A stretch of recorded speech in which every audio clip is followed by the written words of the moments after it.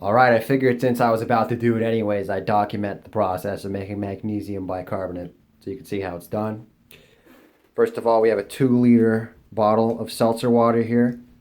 The only ingredient should be carbonated water, and as you can see, it's chilled to the point of condensation. You can do that by putting it in the freezer. Make sure it's just chill enough to have condensation around it, but not so cold that it has ice. As you can see, there's no ice in there.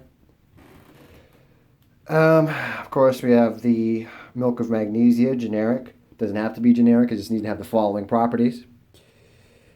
Active ingredient, magnesium hydroxide only, nothing else. An inactive ingredient, purified water only. If it has anything else in it, do not use it. Alright, so first thing we're going to do before we open this thing, because you don't want to open this thing until we have 2 tops measured out for a minimum of 45 milliliters, which you can see is measured out here on the cap. So we're going to wash this out real quick.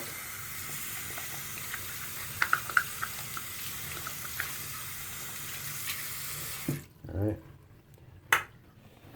So, let's see here. Stop the video. First, we're going to shake up this bottle real good. Make sure it's all mixed around in there. Now, I'm going to put the phone down because I can't do this with one hand. But you're going to see after this, we're going to measure out 1 to 45 milliliters. And I have found the sweet spot to be 1 45 milliliter cap and a 60 milliliter cap. So we're going to fill 1 45 milliliters and 1 60 milliliters. You see here, one is measured up to 45, the other one's measured up to around 60.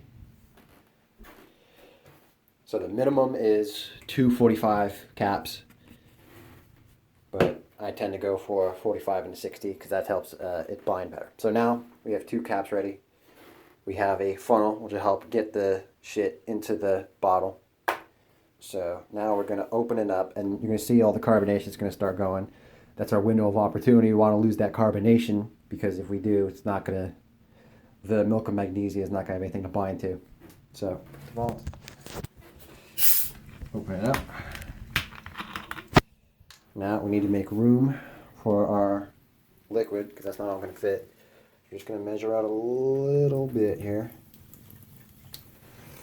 We want to make just enough room so that it's not totally full to the top, but not so much room that it doesn't bind correctly. So we made some room. Funnel there. And we fill it up.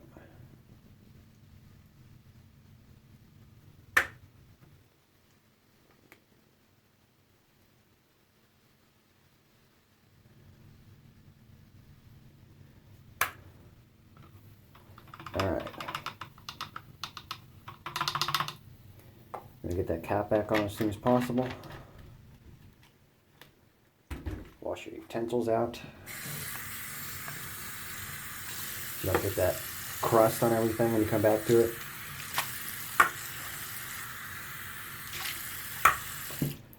And now you're gonna see there's just a tiny pocket of air there. So now there's just enough room for us to do this. You can do this with 2 hands, doesn't have to be 1 hand. Alright. And you want to mix it in there good so it's all white like that. You take it.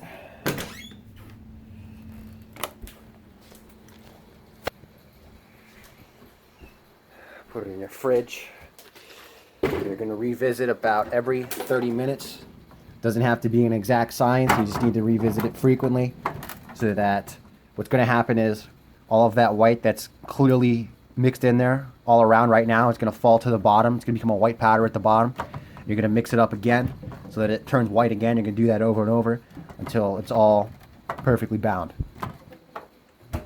And that is how you make magnesium bicarbonate. And you know it's going to be done.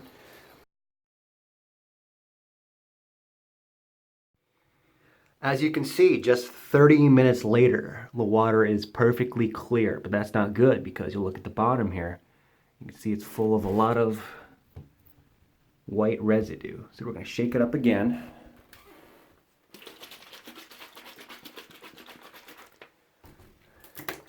All right, we're going to make it all white again.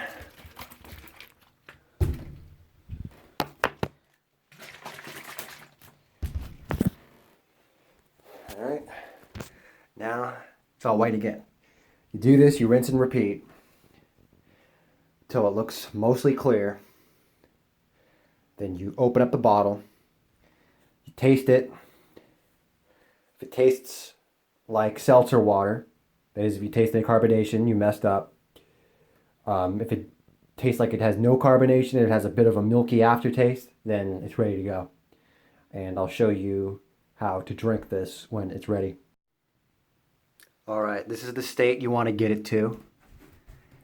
It looks mostly clear. It does look a little bit cloudy. It's been sitting for about 40 minutes. So when you get to the point that you leave it sitting for more than 30 minutes, it's been like 40 minutes to an hour, and it still has no white residue at the bottom, and it looks mostly clear, that's so you know that you're in a position now that you want to leave it alone for like an hour, maybe 2 hours. Then you open it, and then it's ready to use. So the ways you can drink this are, you can mix it 20% of a cup of water with it, right? So you take a cup, 20% of that water is going to be this stuff. The other 80% is going to be, distilled water or purified water or any kind of good water. It's not shit like tap water. You could even use tap water if you really wanted to. Reverse osmosis water. It can be 40% this stuff, 60% water. But generally the idea is you want to get as much of this stuff in your system as you can tolerate, as your body can tolerate in one day, right? So if you can handle drinking this shit right out of the bottle, cool. If your body gives you no issues with that, that's the most powerful way to get this shit into your system. That if you encounter any issues with that, you can, take 80% of this shit, mix it with 20% water, drink that. You can do 60%, 40% water, whatever works for you while you're trying to keep it maximum to get this shit in your system. Last thing I want to mention about this is that it is a bicarbonate, like baking soda, and like potassium bicarbonate, and bicarbonates are one of the most powerful alkalizers in nature. I shouldn't say nature, it's more of a, well, I guess it is natural in a sense. Yeah, so if you drink this stuff, it is going to alkalize your stomach acid. So this is something you want to drink near the end of the day, not throughout the day. Because if you alkalize, your stomach acid, and you eat some rare meat or something, the stomach acid is not going to kill the bacteria or any parasites or any shit like that. So you say this for nighttime.